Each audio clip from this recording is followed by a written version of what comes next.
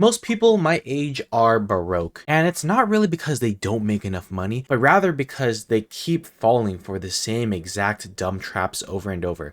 Let me break down the biggest money mistakes that I see people go through in their early 20s and the rules that I follow to avoid them. So in this video, strap in because we're going to get right into the biggest money mistakes in your 20s. Starting off pretty strong here, we have buying a car that you cannot afford. A lot of people in their early 20s really want to buy nice cars, really want a V6, V8 engine, but realistically, a car is going to service you to get you from point A to point B.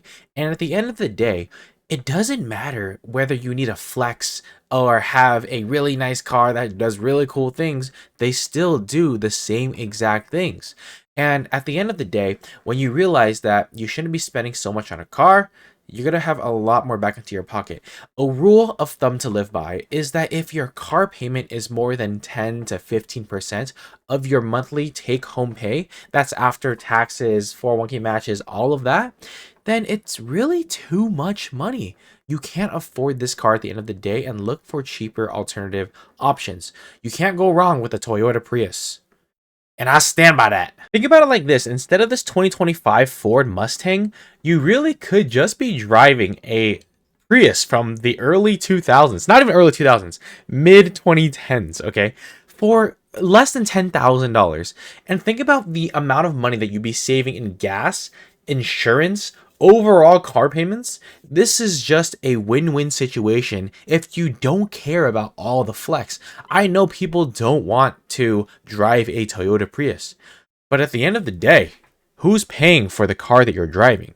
Is it you, or is it the other people that you're trying to flex on and really show off or showboat to? I'm just saying, if it was me, I would go ahead and afford the Prius, or buy the car that I can only afford, and just buy that car, drive it till the wheels fall off, and never buy a sports car again. If I am strapped for cash and don't want to spend a lot of money on cars to put into other places.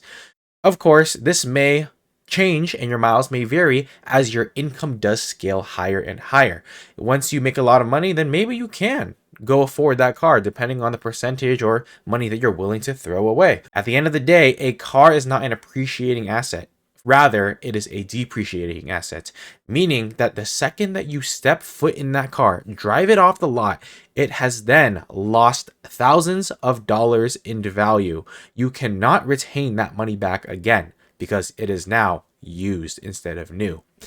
Consider all of these options when you are looking into buying new cars. Next, you gotta stop carrying that credit card debt. That credit card debt is going to be detrimental to you and your financial future, and as well as your other financial future with your family and household, because this is gonna bleed into your lifestyle. Think about it like this. When you have $1,000 of credit card debt and you have a 25% APR, which is essentially your fee to take on that debt, in about 3 years, if you only pay the minimum payments and you accrue all of this interest, your credit card debt will double. That is an insane compound annual growth rate to be compounding your debts. And you really do not want to be compounding your debts because it just digs the hole deeper and deeper. And you are going to be very, very struggling, very, very difficult to climb out of that hole. So make sure that you do not go into credit card debt unless you are paying it off in full and reaping the benefits of the points that way. But don't make the points a reason for you to get debt and then carry a balance to take on those nasty APRs.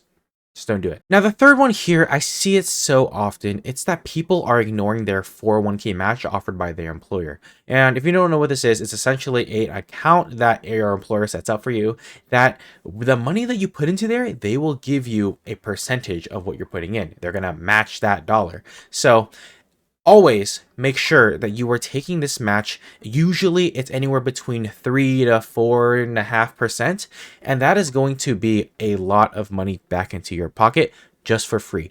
Think about it like this. If you were to put something in to the stock market and get a 100% return on your money, would you take that? I think most of us would. So think about it like that. When you put your money into your employer 401k and you are getting a match, for the amount that they are matching, you are getting a 100% return on your money. And just to put things in other figures for you to understand, a $70,000 salary getting a 4% match, that is $2,800 for free each year that is going to go towards your retirement. Now, think about those dollars compounding over the span of your career. That could be decades, if not even longer than that. So make sure that you are taking advantage of your 401k match if offered. Next, not investing as early as you can. It doesn't matter what age you are. It doesn't matter how old you are today, whether you're male, female, any demographic, you can start investing today. There are going to be a lot of restrictions on the money that you can earn, but you got to find ways to invest your money, to have your money work for you, so you are not breaking your back, spending all this time to create all this money that is just going to go out of the door. So just remember, you could put your money into a vehicle like the S&P 500, which is the biggest 500 companies in the US, and that is going to track the market. And usually you are going to look at your portfolio in 40 years and say, wow, I did a really good job. Just remember the quote, time in the markets beats timing the market. A lot of the times when we get into the stock market, we want to choose and pick the best timings available. Oh, I want to just buy when it's low and sell when it's high. But in reality, we don't know where the lows are. We don't know where the highs are. So just buy today, and anytime in the future, your future self will thank you. I think there's a study out there that says if you were to lump sum or throw all of your money in today, those dollars would actually be worth more later on if you were opposed to timing and trying to get in and out and figuring out what's the best time to buy, when's the best time to sell, and trade in and out. Most of the times you're going to miss the bottoms and you're going to miss the tops. So it's best to just buy now and ride it out for the rest of your retirement days. Now, just remember that investing early is so strong, because if you invest $500 and you're the ages of 25 to 35, just starting early enough, those compounding dollars are going to actually probably beat somebody who is starting later at 35 to 45. And if they're investing until they're 65, all things equal, the earlier investor probably will come out with more money. Now, the next one is lifestyle inflation. I see this so often in early 20s people that have very much access to a lot of money. These are your software engineers. These are your sales guys. They want to go out and make sure that people know that they have this status or a lot of money. So they're going to buy the Rolexes. They're going to buy the nice cars. They're going to make sure that they're living in a 5,000 per month square foot, whatever apartment that you live in. And it is going to be money down the pit. At the end of the day, they might have an extreme lifestyle that you might want to copy, but they might not have a lot of savings for retirement later on. These are the kinds of people that might look like they're enjoying life, but in 40 years, it'll be very difficult for them to have that money again, to live so lavishly.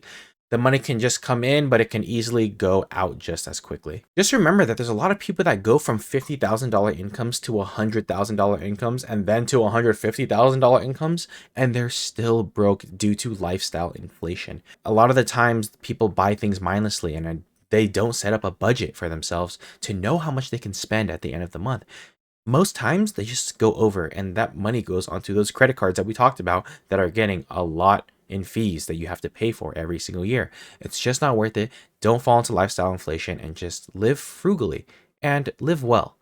I'm all for buying nice things when you can, like taking a vacation, but a vacation is going to be different from a luxurious vacation. Like if I am going to be fed grapes on a vacation that is going to cost me $10,000 versus a vacation that I will have just as much fun spending maybe $2,000, then why not take that one?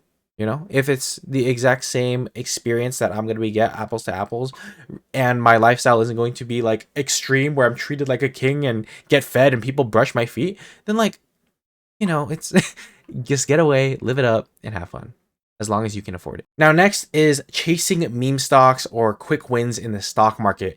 We've seen the stock market do insane numbers in the past couple of months, if not years, and people are trying to time the market. People are trying to pick stocks. People are trying to pick the next big rocket company that is going to blow up.